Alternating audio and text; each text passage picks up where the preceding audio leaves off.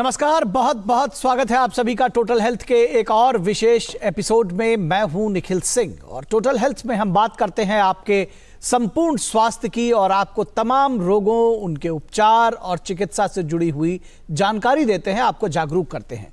आज बात करेंगे एक ऐसे विषय की जो हमारे भोजन का मूल तत्व या उसे सार कह सकते हैं। हम कई बार सुनते हैं कि खाया पिया कुछ लगता नहीं, या फिर क्या खाएं कि शरीर को उसका फायदा मिल सके। इस बात को समझने के लिए जरूरी है कि हम पोषण के महत्व को समझ सकें। दरअसल हम कई बार दवा पर हजारों रुपए खर्च कर देते हैं, लेकिन स्वस्थ रहने के लिए संतुलित भोजन नहीं लेते। तो अगर हम जीवन में कुछ बातों का ख्याल रखें, मसलन स्वस्थ जीवन शैली और संतुलित भोजन लें, तो एक बेहतर और निरोगी जीवन जिया जा सकता है। किसी ने ठीक ही कहा है कि आहार के समान दूसरी कोई औषधि नहीं है। तो क्या खाएं, कितना खाएं और किस समय खाएं, अपने भोजन में पौष्टिक आहार को कैसे जोड़ें और कौन से रोगों में क्या भोजन लें, यह भी जानना बेहद जरूरी है। तो ये जानेंगे हम अपने विशेषज्ञों से। तो आइए सबसे पहले अपने विशेष मेहमानों से आपका परिचय करा देते हैं।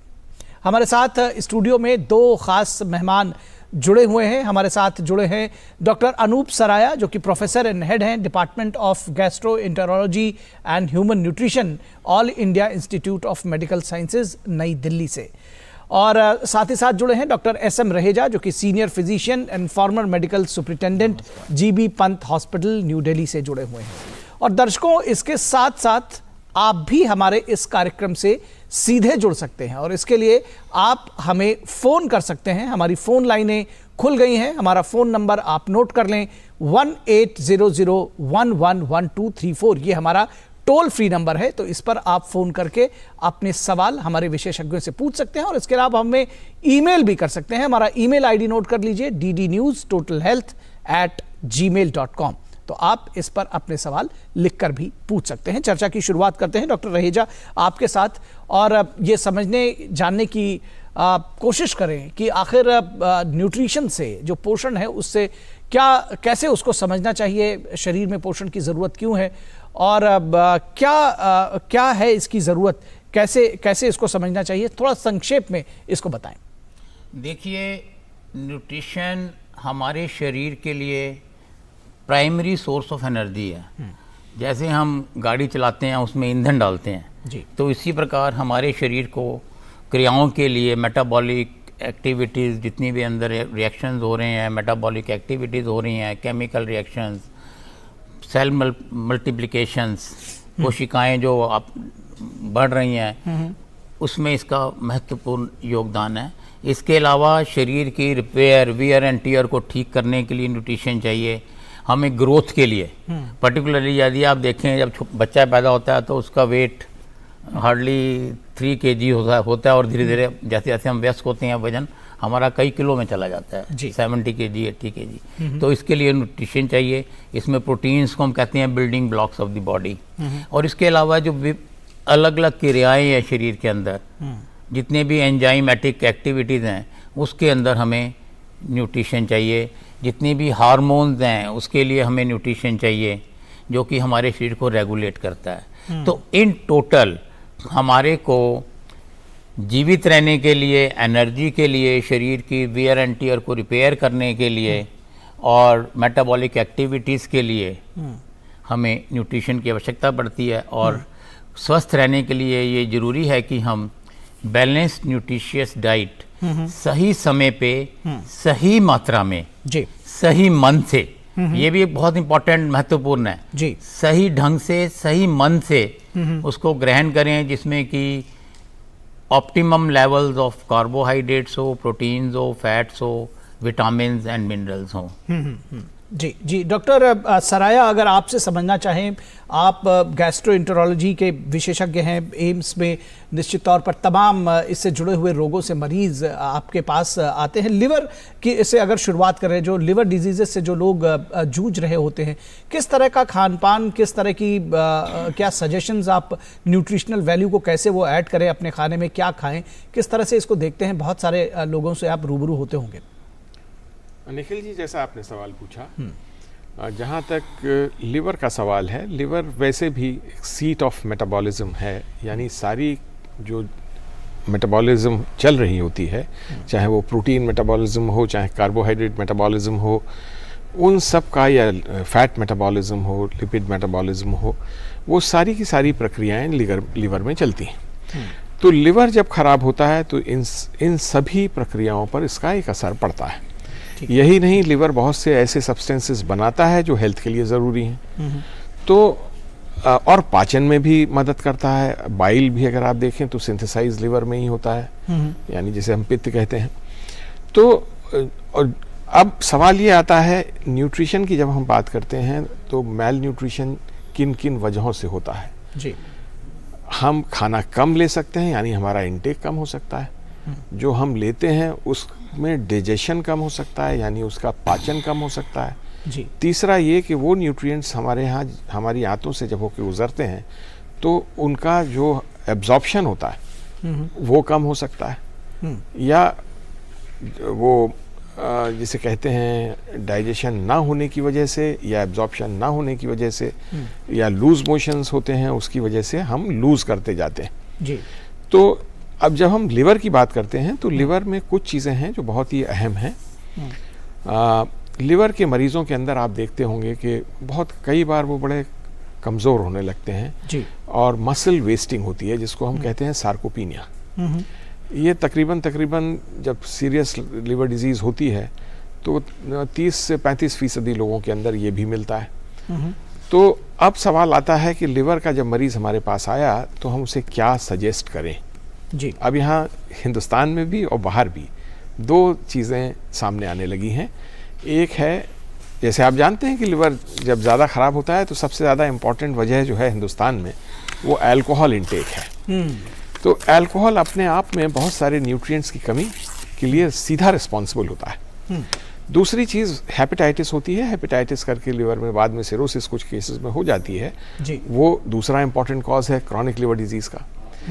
और इसके अलावा एक नई बीमारी जो हम देख रहे हैं, यानी फैटी लिवर की वजह से जी। अल्टीमेटली लिवर का ख़राब होना, ये वो लोग होते हैं जिनमें कि उनका वज़न ज़्यादा होता है, उनका इंटेक ज़्यादा होता है, उसमें फैट डिपॉजिट होता है। तो डाइट जो है वो दोनों मरीज़ों में अलग अलग किस्म की होगी जी। जो अमूमन हम लिवर में देखते हैं। तो हमारा मानना है कि एक बैलेंस डाइट उनको मिलनी चाहिए।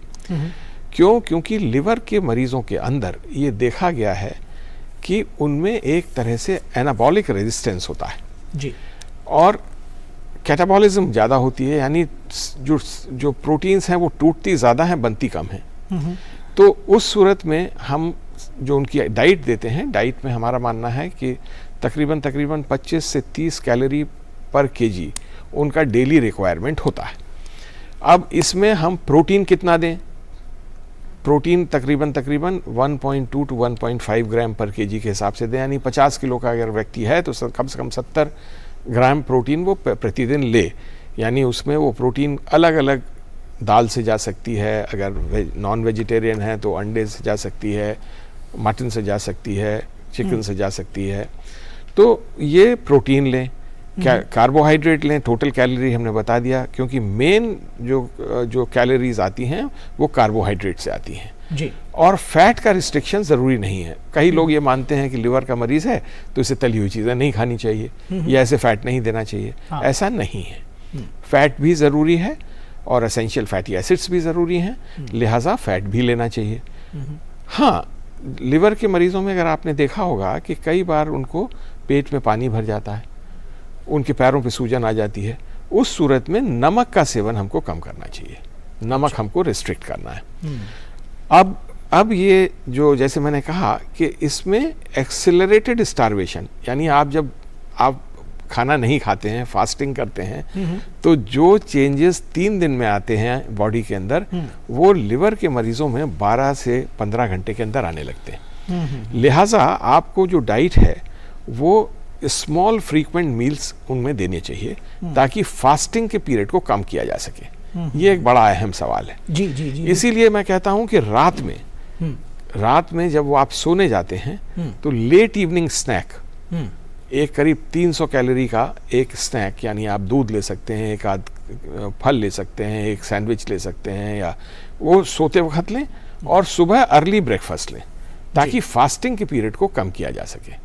जी, ठीक जी, है जी, जी, तो ये कुछ चीजें हैं जो लिवर के मरीजों में हमको ध्यान रखना है।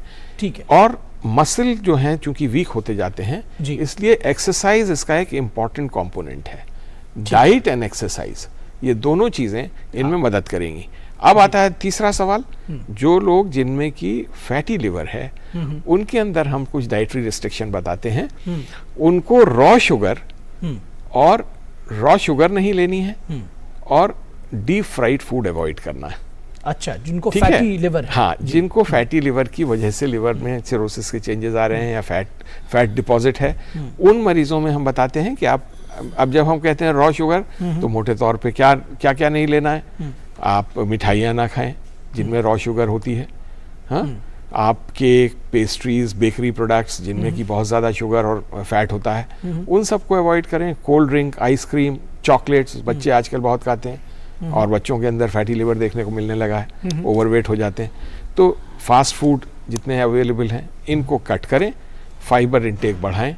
ये सारी चीज़ें उनको डाइट में ज़रूर बताना चाहिए। जी जी जी जी। तो और फास्टिंग के बारे में भी आगे चर्चा करेंगे। एक विषय है जिसको लेकर के बहुत सारी जिज्ञासा रहती है, लेकिन फिलहाल यहाँ रुकेंगे एक छोटे से ब्रेक के लिए। दर्शकों, आप कहीं मत जाइएगा, जल्द हाजिर होंगे। मैं क्या जी, सब जानते हैं, जहां दिखे मारियो, अपना समझ के खा लियो।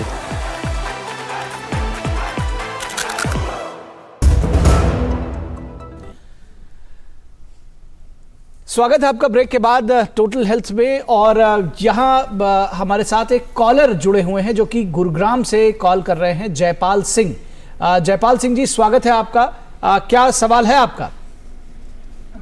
हाँ जी, नमस्कार आप लोगों को। और मैं मिसेस जयपाली सिंह बोल रही हूँ गुड़गांव से। जी जयपाली सिंह जी, जी स्वागत है। मेरा प्रश्न ये है कि मेरे हस्बैंड जो हैं उनका जब मैं ब्लड टेस्ट करवाती हूँ तो कभी मेरा सोडियम उनका कम मिलता है तो कभी पोटेशियम मामूली सा ऊपर होता है। majority of the time then they tell me कि आप फला चीज को मत खाओ, तो potassium is under control now. But you know the constant worry is there कि बढ़ गया तो क्या होगा और क्या चीज मुझे 100% अवॉइड करनी चाहिए। अब he is a senior citizen और सारे के सारे उनके जो ड्राई फ्रूट्स वगैरह हैं जो मैं सोचती हूँ बहुत अच्छा सोर्स ऑफ न्यूट्रिशन है, वो भी बंद हो गया है। तो आप मुझे इसके बारे में बताएं तो। जी जी जी डॉक्टर रहेजा। हाँ, देखिए आपका प्रश्न बड़ा ही इम्पोर्टेंट है। पर्टिकुलरली वृद्ध अवस्था में ये देखा गया है कि हमारे शरीर में सोडियम की मात्रा कम हो जाती है और दूसरी चीज़ है कि पोटाशियम अधिक हो रहा है जैसा बता रहे हैं, तो इनको एक अपनी किडनी की जांच करानी चाहिए। This is very much possible in kidney disease. Renal का पूरा चेकअप होना चाहिए जी। और इसके अलावा इनको फूड इनटेक की तरफ ध्यान देना चाहिए कि जैसे कि पोटाशियम जो अधिक मिलता है वो हरा कोकोनट का जो पानी है उसमें मिलेगा। सिट्रस फ्रूट्स के जितने भी मौसमी है, संतरा है, इनके अंदर पोटाशियम की मात्रा ज़्यादा होती है। केले के अंदर भी पोटाशियम अधिक मिलता है, तो इनका थोड़ा सेवन कम करें। और इसके अलावा थोड़ा इनको नमक का इनटेक को बढ़ा देना चाहिए, वो भी अपने एक डॉक्टर के संपर्क में जाके, क्योंकि यदि इनका ब्लड प्रेशर अधिक है तो नमक ज़्यादा लेने से भी, हम कहते हैं सॉल्ट इंड्यूस हाइपरटेंशन, नमक अधिक लेने से भी ब्लड प्रेशर बढ़ सकता है। तो बैलेंस करना ज़रूरी है। और दूसरी चीज़ हमें ये देखनी है कि ये कोई वाटर पिल्स तो नहीं ले रहे हैं डाययूरेटिक, जैसे कि फ्रूजीमाइड है, टॉसिरामाइड है। को अगर कुछ ऐसी दवाइयाँ ले रहे हैं या क्लोरोथैलिडोन है, हाइड्रोक्लोरोथायाजाइड की टैबलेट्स हैं, तो इससे जो शरीर के अंदर है सोडियम की मात्रा कम होती है। तो आप इस चीज़ को एक डॉक्टर के संपर्क में जाके डिटेल में चेकअप करा लीजिए।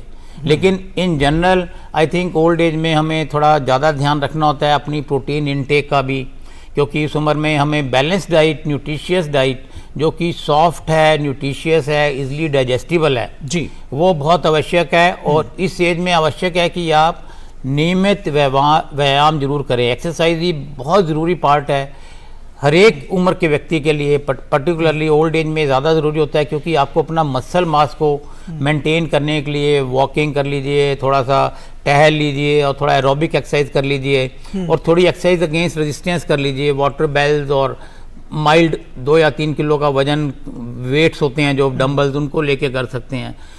इसके अलावा स्ट्रेच बैंड्स आते हैं जी, जी, एरोबिक्स जी, करिए, तो ये सारी चीज़ों को यदि आप मेंटेन करते हैं जी, और नींद पूरी लीजिए, सबसे इम्पोर्टेंट बात है आजकल अच्छे स्वास्थ्य के लिए नींद का पूरा होना बहुत आवश्यक है। स्ट्रेस फ्री अपने आप को रखना बहुत ज़रूरी है। Regular exercise, yoga, relaxation techniques like meditation are very useful. जी जी, स्वस्थ जीवन शैली की बात आपने कही। अब दरअसल डॉक्टर रहेजा, कई बार ये आपने देखा होगा कि जैसे ख़ास तौर पर बच्चों में होता है कि बच्चा दिखने में तो स्वस्थ और कई बार मोटा दिखता है और इससे लगता है कि उसको सारे न्यूट्रिशंस मिल रहे होंगे, लेकिन और ये संपन्न परिवारों में होता है। ऐसा नहीं कि जब हम मेल न्यूट्रिशन की बात करते हैं तो वो केवल ऐसी जगह पे हो जहाँ पर विपन्नता हो या गरीबी हो, ऐसा नहीं है। तो ये बात भी आपसे समझना चाहेंगे कि किस तरह से मैल न्यूट्रिशन हो सकता है बच्चों में, खास तौर पर एडोलेसेंट एज पे, कैसे आप इसका बताइए। ये आपका एक बहुत ही महत्वपूर्ण प्रश्न है। यदि आप वेल टू डू फैमिलीज में देखें तो उसके अंदर क्या है कि जो बच्चे हैं आजकल फास्ट फूड और ट्रैश फूड की तरफ ज़्यादा चले गए हैं। पिज़्ज़ा, चाउमीन, बर्गर और एरेटेड ड्रिंक्स जिसमें कि सिर्फ शुगर्स होते हैं और फ्लेवर्स होते हैं, कलर्स होते हैं। तो ये जो स्वीटनर्स हैं इन सब से हमारे बच्चों में और जितने भी एडोलेसेंट्स हैं, पर्टिकुलरली अब तो एडल्ट्स में भी ये देखा गया है कि उनका वेट बढ़ जाता है। वेयरएज उनके शरीर के अंदर कैल्शियम की कमी, आयरन की कमी, एसेंशियल मिनरल्स की कमी रहती है। क्योंकि ये जितनी भी चीज़ें हैं जैसे एरेटेड ड्रिंक्स है, it is just a sweet, मीठा चीनी का पानी है जिसमें कि आपने गैस डाला और कलर और उसमें स्वीटनर डाल दिया। जी जी जी। और pizza, burger high calorie dense, high sugar dense हैं सारी चीज़ें जितने भी तो आपके इसी से डॉक्टर रहेजा, इसी से जुड़ा हुआ एक सवाल शायद हमारे कॉलर पूछना चाहते हैं, उनसे उनको भी कनेक्ट कर लेते हैं तो शायद आपके जवाब से उनको भी समाधान मिल सकेगा। बीडी सिंह हमको बिहार से कॉल कर रहे हैं। बीडी सिंह साहब, स्वागत है आपका, पूछिए अपना सवाल। हेलो, मेरा उम्र है 62 इयर्स, ओवरवेट है, मेरा हाइट है 5 फीट 2 इंच, 82 kg वजन है। तो इस उम्र में अभी हम क्या खाएं कि हमको पोषण भी मिले, मेरा वेट भी नहीं बढ़े, और वेट कैसे थोड़ा रिड्यूस कर सकते हैं? जी हाँ, सबसे इम्पोर्टेंट बात है कि इनका वेट होना चाहिए 5 फुट 2 इंच हाइट है, तो इनका वेट होना चाहिए, इनका हाइट हो गया 155 सेंटीमीटर। यदि हम इसमें से 100 माइनस करें तो इनका वेट होना चाहिए 55 kg प्लस माइनस 4 kg। तो अगर इससे अधिक है तो ये काफ़ी अधिक ओवरवेट है। इनको चाहिए कि वजन कम करने के लिए हमें समझना है कि वजन बढ़ने की वजह क्या है। It is like a simple bank account. यदि आप ज़्यादा कैलोरीज अपने शरीर में डाल रहे हैं, ऐसा खाना खा रहे हैं जिसमें कैलोरीज ज़्यादा हैं और आप उसको खर्च कम कर रहे हैं, तो बॉडी उस एनर्जी को अपने अंदर फैट के तरीके से स्टोर करना शुरू कर देती है। और जिसमें कि पर्टिकुलरली ट्रंकल ओबेसिटी, जिसको हम कहते हैं तोंद का आगे बढ़ जाना, जो कि बहुत ही ज़्यादा हमारे शरीर के लिए नुकसानदायक है। इससे हमें heart attack, high blood pressure, diabetes, stroke जैसी बीमारियां होने का खतरा बढ़ जाता है। जी, fatty liver one of the most important causes इसी से होता है ये। तो इनको चाहिए कि अपने खाने पीने में एक तो रिफाइंड शुगर्स, जिसमें कि मैदे वाली चीजें हैं, जितने भी रिफाइंड अनाज हैं उसको लेने से बचें, कम लें, चीनी मीठा खाना बंद कर दें या कम कर दें। और दूसरी चीज है प्रोटीन इनटेक को सही मात्रा में रखें और फैट की मात्रा को थोड़ा कम करें, जिसमें कि पर्टिकुलरली डीप फ्राइड फूड जो है जिसमें कि ट्रांस फैट है, ये हमारे शरीर के लिए बहुत ही नुकसानदायक है। क्योंकि ये एलडीएल जो कि बैड कोलेस्ट्रॉल है उसको बढ़ाता है, और एथेरोस्क्लेरोसिस जिसमें कि आर्टरीज के अंदर क्लॉट्स और क्लॉगिंग बनती है लिपिड से, उसको बढ़ाता है। तो इन सब चीज़ों का बैलेंस्ड लाइफस्टाइल रखना है। एक्सरसाइज थोड़ा 1 घंटा करें, आधा घंटा 1 घंटा ये वॉकिंग, साइकिलिंग, स्विमिंग, जो भी इनको अच्छा लगता है। ठीक है, एक ब्रेक के लिए रुकते हैं, उसके बाद ये चर्चा जारी रखेंगे। डॉक्टर रहेजा यहाँ रुकेंगे एक छोटे से ब्रेक के लिए। दर्शकों, आप कहीं मत जाइएगा, हमारी न्यूट्रिशन को लेकर के, पोषण को लेकर जो हमारी चर्चा है ये ब्रेक के बाद भी जारी रहेगी। मैं क्या जी, सब जानते हैं, जहां दिखे मारियो, अपना समझ के खा लियो।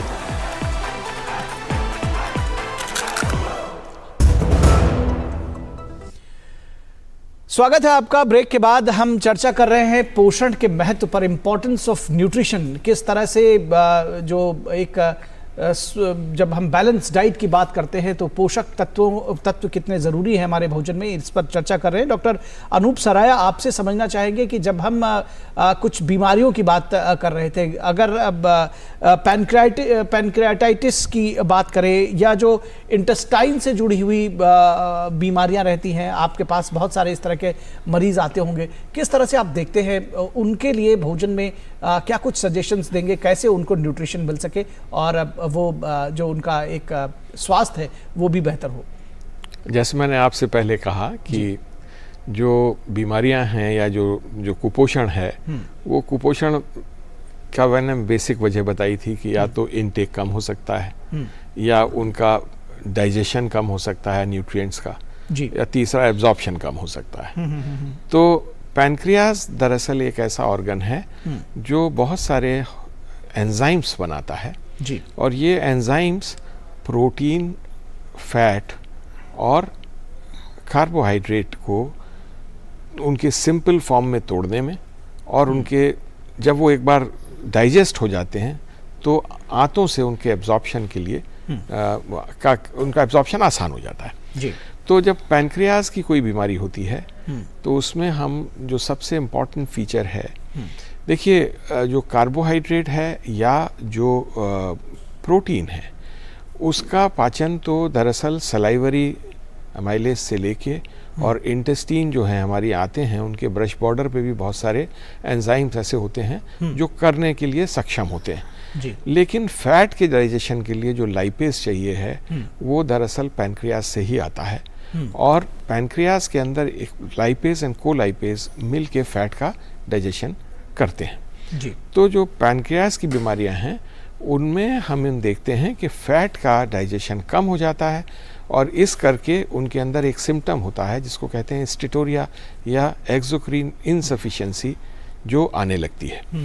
अब उसमें स्टेटोरिया का मतलब ये होता है कि जब फैट की क्वांटिटी स्टूल में बढ़ जाए और ये जब 7 ग्राम पर डे से ज़्यादा होने लगती है तो वो सिम्टम्स स्टेटोरिया के आने लगते हैं।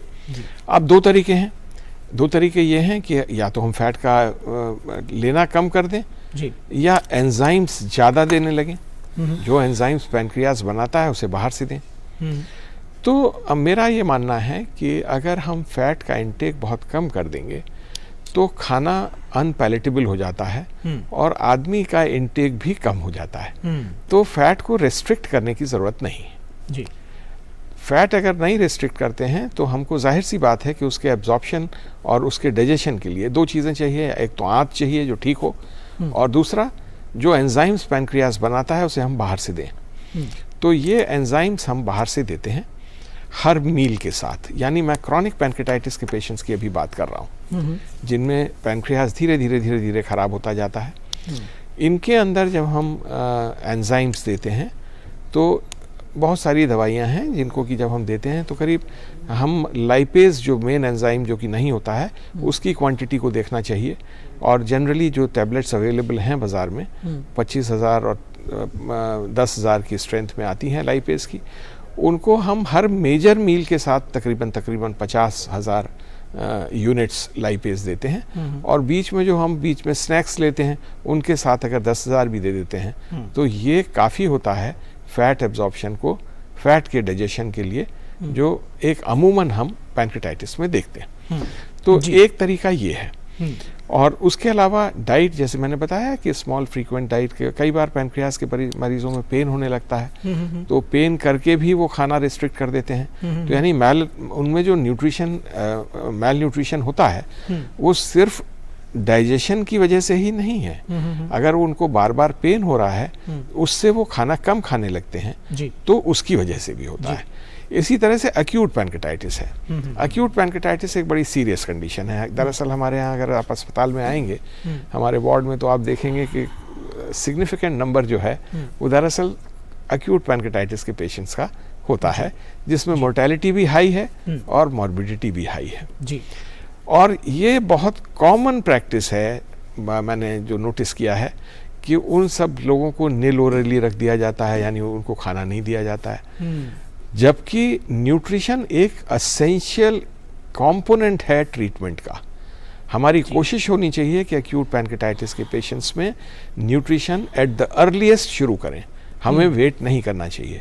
एक टाइम था जब उनको लगातार नील ओरली रखा जाता था, अब ये एक सीरियस कंडीशन है जिसमें बॉडी की रिक्वायरमेंट बहुत ज़्यादा है न्यूट्रिशन की, और हम डिनाई कर रहे हैं उनको।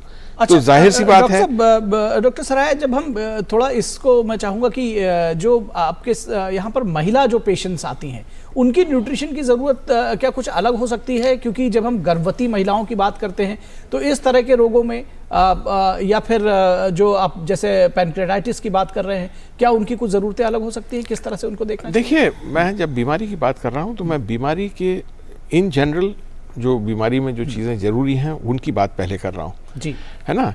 अगर मैं पैनक्रेटाइटिस की बात कर रहा हूँ, पैनक्रेटाइटिस में अगर एब्जॉर्प्शन फैट का नहीं हो रहा है तो जाहिर सी बात है कि फैट के साथ जो वाइटामिन्स एब्जॉर्ब होते हैं वो भी, उनकी भी कमी होने लगती है। विटामिन ए, डी जो हैं, अब अगर विटामिन डी की कमी होगी तो बोन के अंदर बहुत सारे चेंजेस आने लगेंगे। अच्छा, अगर लैक्टेटिंग विमेन है या प्रेग्नेंट फीमेल है, उसमें कैल्शियम की और ज़्यादा ज़रूरत है, उनके अंदर पैनक्रेटाइटिस है तो उनको विटामिन डी और कैल्शियम हमको एक्स्ट्रा देना होगा। ये सारी चीज़ें ध्यान में रखनी होंगी। उनके अंदर जब प्रेगनेंसी के दौरान प्रोटीन भी ज़्यादा चाहिए होता है क्योंकि फीटस भी डेवलप कर रहा होता है, उसकी भी रिक्वायरमेंट है, कैलोरी भी ज़्यादा चाहिए होती हैं, तो उनके अंदर थोड़े से डाइट में हमको प्रोटीन भी ज़्यादा देने हैं, कैलोरीज भी ज़्यादा देनी है। और अगर ये बीमारियां हैं तो उसके साथ हमको तमाम वाइटामिन्स भी देने हैं, ठीक है जी। तीसरा इंपॉर्टेंट जो है, जो मैं एक्यूट पैनक्रेटाइटिस का बता रहा था, कि इनमें हमें न्यूट्रिशन जल्दी शुरू करना चाहिए। क्योंकि सिर्फ पैनक्रियास के एंजाइम्स की कमी नहीं होती है, पैनक्रेटाइटिस के चलते जो एब्जॉर्प्शन है न्यूट्रिएंट्स का, यानी गट, यानी हमारी आंत है, उसकी मेम्ब्रेन के अंदर भी चेंजेस आते हैं और एब्जॉर्प्शन भी कम होने लगता है जी। और ये अगर हम ओरल डाइट देते हैं तो गट की एट्रोफी नहीं सेट इन होती, यानी गट जो है उसका फंक्शन मेंटेन्ड रहता है जी। लिहाजा फर्स्ट 72 आवर्स के अंदर ही अगर वो टॉलरेट करता है तो हमको न्यूट्रिशन शुरू कर देना चाहिए जी, जी। और कैलोरी एडिक्वेट होनी चाहिए, क्योंकि ये इसमें कैटाबॉलिज्म बहुत ज़्यादा है, बॉडी के अंदर सेल्स बहुत टूट रहे हैं, तो हमको सारी चीज़ें, कैलोरी इनटेक भी उनमें ज़्यादा होना चाहिए और हमको एडिक्वेट कैलोरीज देनी है, एकदम से नहीं लेकिन gradually over a period of time 7 दिन के अंदर हमको उसके अंदर बढ़ा देना चाहिए कैलोरी इनटेक। और मतलब इस तरह से हम एक्यूट पैनक्रेटाइटिस के अंदर भी न्यूट्रिशन के रोल को देखते हैं। जी, दरअसल ये जो विषय है ये बहुत विस्तारित है और हमारे पास समय की बाध्यता है, इसलिए आज हम अपने दोनों ख़ास मेहमानों से विदा लेना चाहेंगे इस कार्यक्रम में। लेकिन दरअसल चाहे वो मिलेट्स की बात हो और ये बहुत सारे ऐसे विषय हैं जिन पर बातचीत अभी अधूरी रह गई है, तो अगर आप एक सेंटेंस में कुछ बताना चाहते हो मिलेट्स को लेकर के, क्योंकि मुझे लगातार कहा जा रहा है कि मैं प्रोग्राम वाइंड अप करूं। हाँ, देखिए, मिलेट्स हमारा एंशियंट फूड रहा है और मिलेट्स के अंदर फाइबर कंटेंट अधिक होता है और उसका ग्लाइसीमिक इंडेक्स कम है, वेट को कम करता है, फीलिंग ऑफ फुलनेस देता है, भूख लंबे समय तक नहीं लगती। और मिलेट्स बहुत ही न्यूट्रिशियस डाइट है, जिसमें कि यदि आप ज्वार देखें इसमें प्रोटीन की मात्रा बहुत अधिक है, आप बाजरा को देखें इसमें आयरन और कैल्शियम है, और रागी रिच सोर्स ऑफ कैल्शियम है। तो ये हमारा 2600 BC से भारत के अंदर मिलेट्स रहे हैं। जी बिल्कुल। और अभी इंडिया एशिया का सबसे बड़ा मिलेट प्रोड्यूसर है, वर्ल्ड का 20% मिलेट भारत में पैदा होता है। तो हम 2023 और अपने भोजन पर हमें ध्यान देने की जरूरत है, अपने देश के अपने उत्पादों पर, जो कि हमें स्वस्थ रखेंगे। और अब ढेर सारी बातें हुई हैं, दरअसल इसको आत्मसात करने की जरूरत है, संतुलित भोजन लेने की जरूरत है, अपना जो लाइफस्टाइल है उसको बेहतर करने की जरूरत है, और बहुत सारे रोगों में किस तरह से क्या खाएं, किन चीजों को खाएं, क्या अवॉइड करें, ये भी आपने जाना, समझा और सुना है। तो इस विषय पर भी विस्तार से बात हुई है। आप दोनों खास मेहमानों का बहुत शुक्रिया हमारे साथ इस विषय पर जुड़ने के लिए। तो टोटल हेल्थ के आज के अंक में बस इतना ही। हमारी पूरी टीम को दीजिए इजाजत। नमस्कार।